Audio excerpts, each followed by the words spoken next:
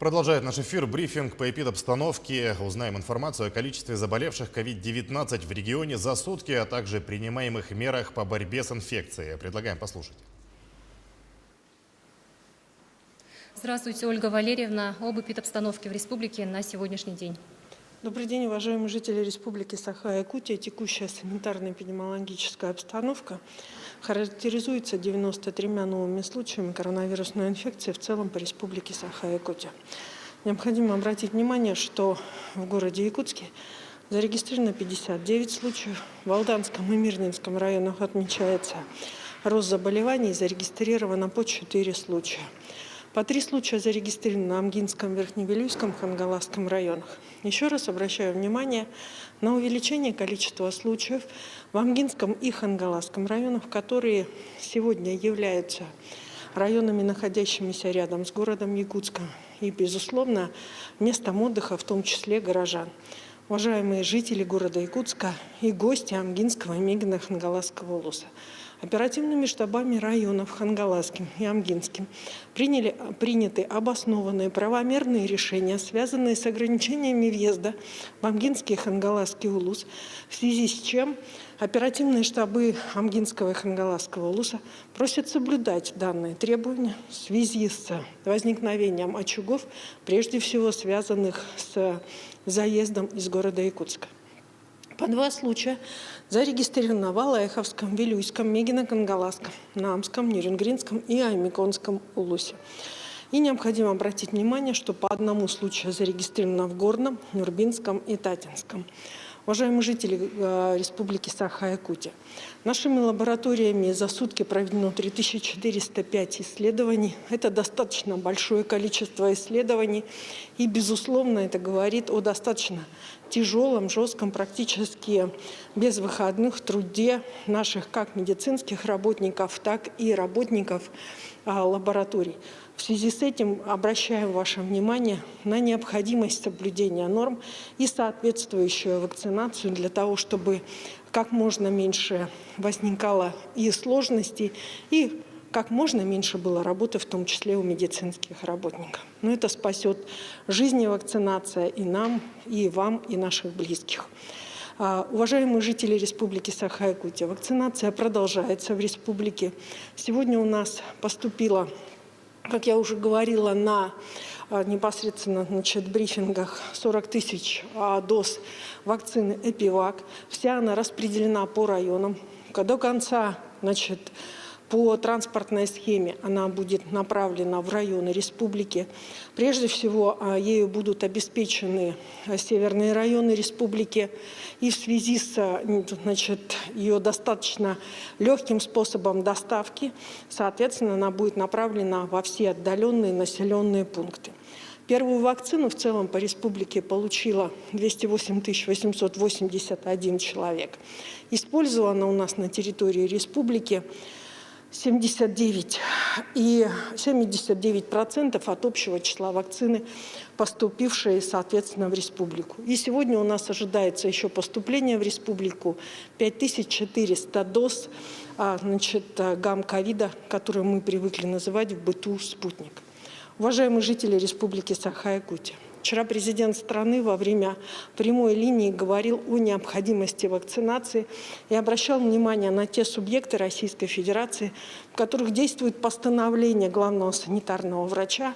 У нас оно было издано 19 мая 2021 года, которое предусматривает необходимость обязательной вакцинации для определенного рода категории, прежде всего, тех работников, которые работают на контакте.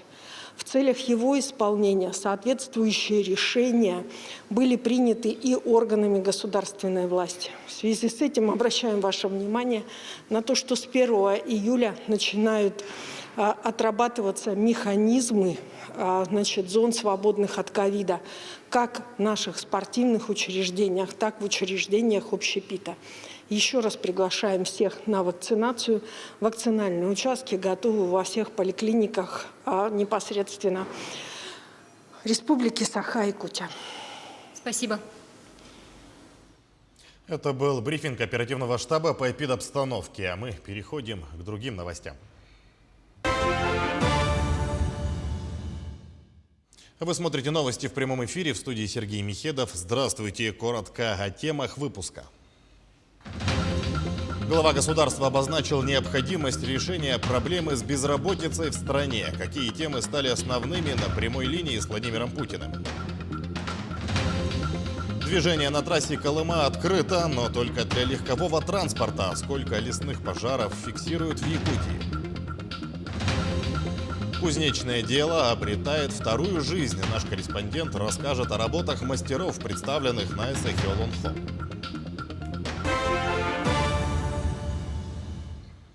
Введение льготных механизмов не должно влиять на рост цен на жилье. Эту мысль относительно ипотеки и строительства подчеркнул президент России Владимир Путин во время ежегодной прямой линии.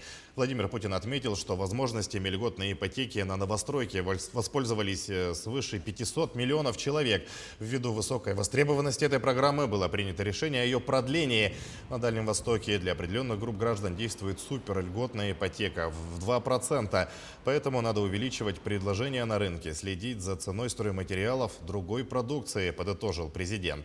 Также глава государства обозначил необходимость решения проблемы с безработицей в стране. Перед правительством стоит задача выйти на докризисный уровень, отметил глава государства. У нас, к сожалению, за пандемийный период, за эпидемию подросла безработица. До начала нашего знакомства и борьбы с ковидом общий объем безработицы был 4,6-4,7%. Он, к сожалению, подрос до 6 с лишним в какой-то период времени. Сейчас где-то 5,9%. Уже спускается потихонечку вниз. Перед правительством стоит задача выйти на докризисный уровень, то есть на 4,6-4,7%. Президент также поддержал практику кураторства вице-премьерами российских территорий, таких как Дальний Восток и Арктика. В этом году главе государства поступило около 2 миллионов вопросов по телефону, СМС, через сайт и приложение. Главными темами стали коронавирус и вакцинация. Между тем, глава Якутии в своем твиттере также отметил, что одной из важных тем, затронутых президентом, стала тема коронавируса. Действия, предпринимаемые властями в некоторых регионах, направлены на то, чтобы избежать введения локдауна из-за распространения коронавируса. Президент подчеркнул важность вакцинации и сообщил, что сам он привился спутником ВИ, написал Айсан Николаев. Также глава Якутии отметил, что президент России затронул очень важную тему – реабилитацию после ковид. У нас в Якутии с прошлого года реабилитацию можно пройти в санатории Абалах в Нижнем Бестехе и в Республиканском центре лечебной физкультуры и спортивной медицины в Якутске, добавил глава республики. Далее к ситуации с лесными пожарами. 45 возгораний ликвидировали в Якутии за сутки, сообщает авиалесоохрана. Однако продолжает действовать более 300 пожаров. В Горном, Мигино-Кангаласском и Татинском районах работают специалисты регионального управления МЧС России, а на территории Мирнинского района отработала авиация ведомства. Слито на кромку пожаров 190 тонн воды. За одни сутки площадь лесных пожаров в Якутии увеличилась на 100 тысяч гектаров. Сложная лесопожарная обстановка сохраняется на территории Верхневилюйского, Верхоянского, Горного, Жиганского, Кобяйского, Мирнинского, Нюрбинского, Нюрингринского, Алехминского, Аймиконского, Усть-Майского, Тампонского и Сунтарского районов, где зарегистрировано 249 очагов на общей площади с момента обнаружения свыше 329 тысяч гектар. На особом контроле Главного управления находятся 5 приближенных природных пожаров по населенных пунктам Чимная, Уолба, Ильдикан, Ударник и Телеги. В случае ухудшения обстановки и для защиты населенных пунктов в готовности к применению находится аэромобильная группировка Главного управления в количестве 30 человек. На трассе Колыма в Татинском районе открыто движение легкового транспорта. Напомним, дорогу закрывали из-за лесного пожара у села Уолба. На участке от 293 по 365 километр разрешили проезд легковых автомобилей, однако для грузовых авто проезд остается закрытым. Пропуск легкового транспорта осуществляется в зависимости от работы паромной переправы через реку Алдан, сообщает управление дорог Вилюй. Якутское отделение экофермы Туймада с 5 июля начнет кормозаготовительную кампанию. План заготовки сена в этом году превышает 1200 тонн. Также для сенажа и силоса засеяли овес на 247 гектаров, а суданскую траву посадили на 5 гектаров. На сенокосе будет работать 2 звена. Первой бригадой руководит Андрей Жомных. Он один из опытных работников. По его словам, из-за сухой погоды нынче плохой травостой предстоит заготовить 500 тонн сена. Сейчас заканчивается ремонт, и вся техника почти готова. Оба звена обеспечены топливом и продуктами. Условия нормальные. Работаем. Все продукты, все есть. Зависит от погоды. А так все обеспечивают запчастями. Что говорим, сломалось, сразу отправляет. Так-то техника уже староватая. Только пресс-подборщик новый. Косилка она новая, а остальное все старенькое. Ну, на паромах переезжаем. Подъезжаем, загружаемся и плывем по островам. В связи со сложной эпидситуацией в Горном Улусе и низкими темпами вакцинации Организационный комитет принял решение о проведении 21-й спартакиады по национальным видам спорта «Игры Манчары» в селе Бердигистях без зрителей. В соревнованиях примут участие 1850 спортсменов по 11 видам спорта. Прямой эфир покажут на телеканалах НВК «Саха», «Мамонт», сайтах як24.ру и nvk-online.ru во вкладке «Прямой эфир», а также в приложении Smart TV на телевизорах Samsung, LG, в мобильном приложении НВК «Саха» для iOS и Android. Эта мера вынужденная, она направлена прежде всего на обеспечение жизни и здоровья наших граждан, потому что, во-первых, вот еще раз подчеркиваю, что ситуация в республике и в частности в горном районе достаточно нехорошая, но и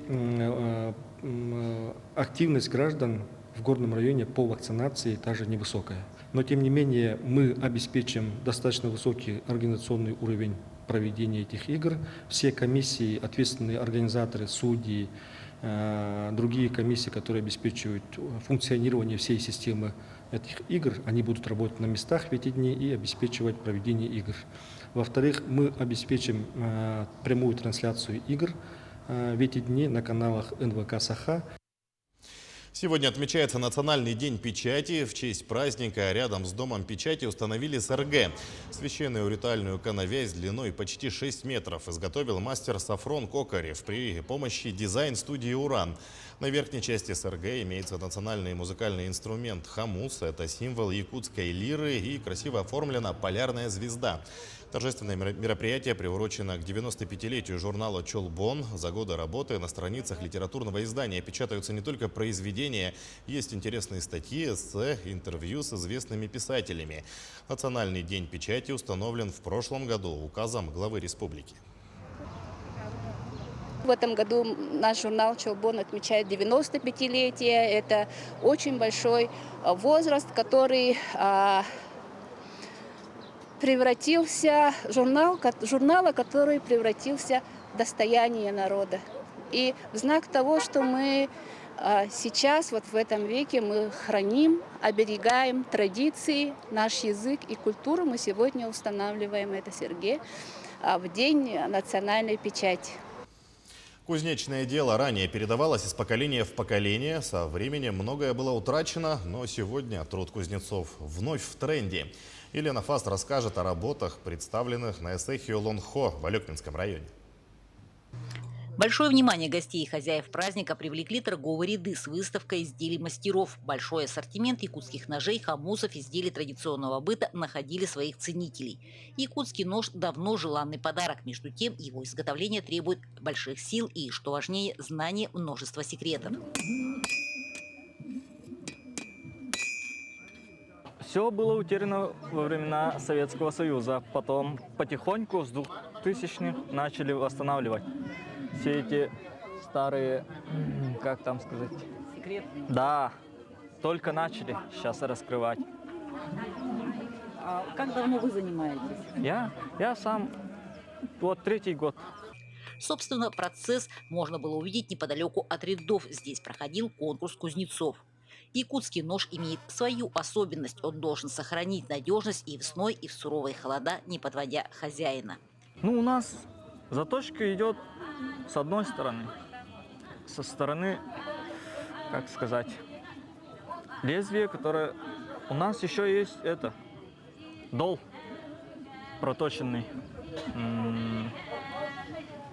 И тем самым оно делает ребро жесткости, чтобы нож в трескучие зимы не ломалось, когда этим ковыряешься в кости и все такое. То есть это вот именно специфика Якутии с ее условиями. Да, именно под этот, как сказать-то, под эти условия были сделаны именно якутские ножи. Не менее интересны изделия мастериц и мастеров из природных материалов. В Алекме развилось изготовление из бересты. Сами делаете? Да. Бересту здесь собираете? Алекминская. Да. Вот я вам подарю вот карандашницу. Да, видите, как хорошо будет. Поставите в кабинете. Помнить будете. Спасибо. Елена Фаст, Максим Копылов, Алекминск. К этому часу это все новости. Мы следим за развитием событий. Оставайтесь с нами.